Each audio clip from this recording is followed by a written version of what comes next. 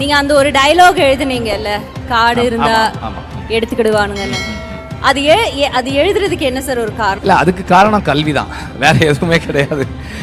நமக்கு படிப்பு சரியா வராதுன்றதும் படித்தவங்க இன்னும் நல்லா இருக்காங்கன்றதும் தான் அதுக்கு காரணம். நடைமுறையில் அதை படுத்துறவங்க இருக்கும்போது அதை சும்மா வசனமாக பேசுனது ஒன்றும் பெருமை கிடையாது. அவனுக்கான கல்வியை கொடுக்கறதும் அவனுக்கு கல்வி மறுக்கப்படுறதை தடுக்கிறதும் தான். நம்மளும் இது மாதிரி ஏதாவது செய்யணும், இன்னும் நம்மளால முடிஞ்ச அளவுக்கு ஏதாவது கான்ட்ரிபியூட் பண்ணுன்ற இன்ஸ்பிரேஷன் எனக்கு வந்திருக்கு. நீங்க அந்த ஒரு டயலாக் எழுதுனீங்கல்ல, காடு இருந்தா எடுத்துக்கிடுவானுங்கன்னு. அது எழுதுறதுக்கு என்ன சார் ஒரு காரணம்? அந்த கல்வி பத்தி அவ்வளோ ஒரு டீப் ரூட்டடா ஃபோர்ஸ்ஃபுல்லா அப்படி எழுதுனீங்க இல்லையா, அதுக்கு ஏதாவது ஒரு இன்சிடென்ட் அப்படி ஏதாவது இருக்கா உங்களுக்கு? would you like to share with us? இல்லை, அதுக்கு காரணம் கல்வி தான், வேற எதுவுமே கிடையாது. நமக்கு படிப்பு சரியா வராதுன்றதும் படித்தவங்க இன்னும் நல்லா இருக்காங்கன்றதும் தான் அதுக்கு காரணம். சீரியஸாக சொல்லணும்னா, இது வந்து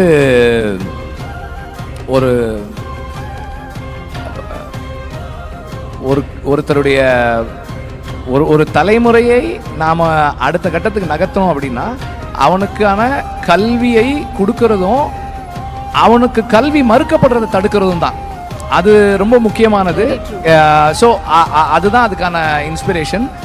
அப்புறம் அது வந்து ஒன்றும் ஒரு யாரும் சொல்லாத வசனம் கிடையாது, ஒரு பெரிய விஷயமும் இல்லை அது.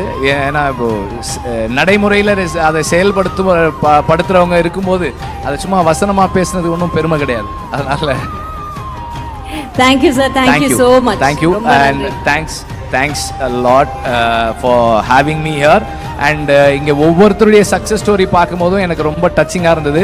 நம்மளும் இது மாதிரி ஏதாவது செய்யணும், இன்னும் நம்மளால் முடிஞ்ச அளவுக்கு ஏதாவது கான்ட்ரிபியூட் பண்ணுன்ற இன்ஸ்பிரேஷன் எனக்கு வந்திருக்கு. Thank you all, thank you very much.